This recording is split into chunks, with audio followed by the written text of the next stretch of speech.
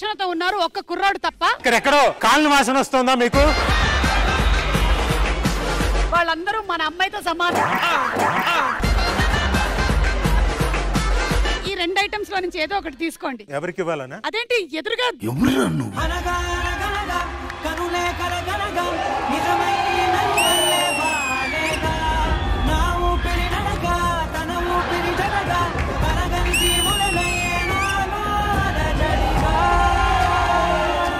చెవిలో పువ్వెట్టా.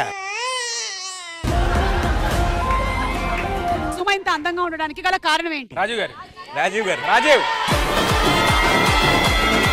నీకు తెలివితేటలు ఉన్నాయి కాబట్టి నాలాంటి స్మార్ట్ అమ్మాయిని పెళ్లి చేసుకున్నావు. నైట్ రైడ్స్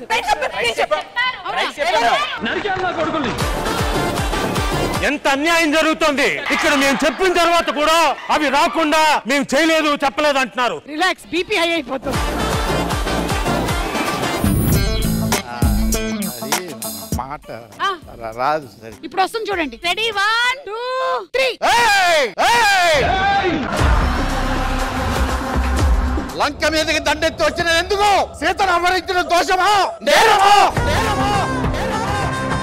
అమాయకురాలైన సోదరి శూర్పణఖను ముక్కు చెవులు కోసి దండించి రామా, అందుకే నీ భార్యను అపహరించినాను. ఆవిడ పడిన బాధ ఏదో నీవు అనుభవించవలసినదే రామా. ఇదిగో అవన్నీ అనవసరం అండి. మేము నెగ్గా మీరు ఓడిపోయారు. అవన్నీ ఎందుకు అలా ఇవ్వకూడదు. ఇవ్వకూడదు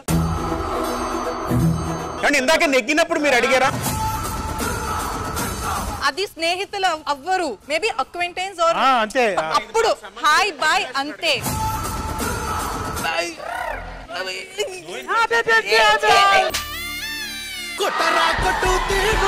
మనందరం ఈ జన్మలో ఏంటి అనేది మనందరికీ తెలుసు. ఆయన నాకు మొగుడు, నేను ఆయనకి పెళ్ళాను. నెక్స్ట్ జన్మలో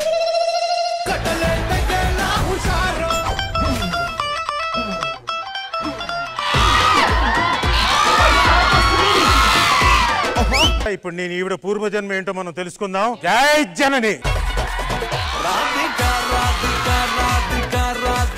ఏ వంజరం, కొర్రమీనే, రొయ్యలే, పిత్త పరిగలే.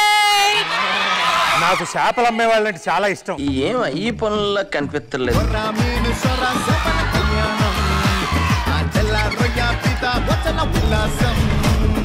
నేను ఇది లేకుండా ఉండలేను. ఏ నాటకాలు, బి మా ఆవిడ నాగేశ్వరి. నాటకాలి. నీ యోగక్షేమాలన్నీ ఈ వ్యక్తి చూస్తూ ఉంటారు. ఏ నా కొడుకు రోషన్, బి నా కూతురు మనస్విని.